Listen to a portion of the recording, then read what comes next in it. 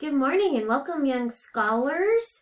Today we are going to talk about the rhetorical situation and particularly how to analyze the rhetorical situation using SPACE, which will be the beginning of an acronym we'll use all year long called SPACE-CAT.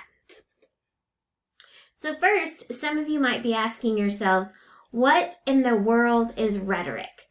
Well, originally, we get the term rhetoric from this guy named Aristotle, and Aristotle was writing in about 350 BC, so a really, really long time ago.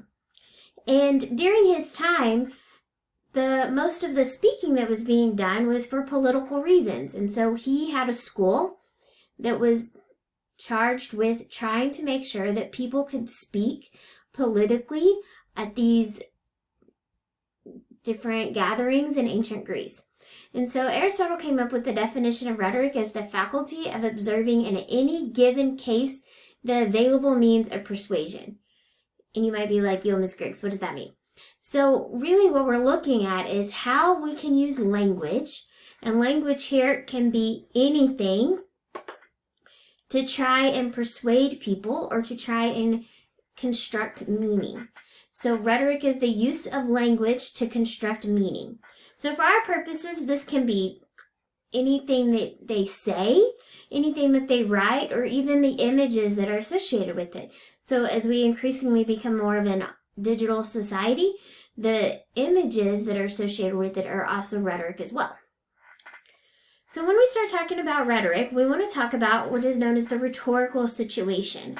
So the rhetorical situation is the circumstances under which a message was given. So you have the message itself, and the person giving the message is the author. And then you have who they're trying to talk to, the audience. And lastly, you have the purpose of whatever message it is that they are trying to give you. So if it's an ad, it could be to try and get you to buy something. If it's your teacher, it's trying to get you to learn something. So the purpose is going to be different depending upon the author or the audience. So when we go to analyze the rhetorical situation, we have an acronym that will help us remember the rhetorical situation and how to analyze it, and that acronym is called SPACE-CAT. SPACE-CAT's going to help us with overall rhetorical analysis, which is one of the main essays on the AP exam. Today we're going to start just with the rhetorical situation, and we will be using this all year long. So the first thing that we look at when we're looking at SPACE is the speaker. And the speaker is who wrote this or who is giving it. So we all know that like musicians have people who write their songs and they sing them, or politicians have people who write their speeches and they are the ones who say them. So we're really looking at who's saying it. What do we know about them? What's their position? What do we not know about them? Sometimes it's just as important by what they don't identify as it is by what they do identify with. Does this have a particular meaning because of who said it? Sometimes we know a lot about the speaker. Sometimes we don't know very much, and we have to make inferences about them based on the things that they say. Now, in any message we're looking at, they have a purpose. So there's something that they are trying to accomplish. And the purpose is really what they're trying to get you as the audience to do. Many of you are familiar with the acronym PI for purpose, so persuade, inform, or entertain. But purpose can be much more than that. It can be to convince you of something. It could be to get you riled up. Maybe they're intentionally trying to make you angry. It could be to get you to go vote. There's a lot of things that it could be. Now, I do want you to realize that the message is not the purpose. So like maybe the message is talking about the importance of voting, but the purpose is to get you to vote. So there's a slight distinction there. And the audience is who they are talking to.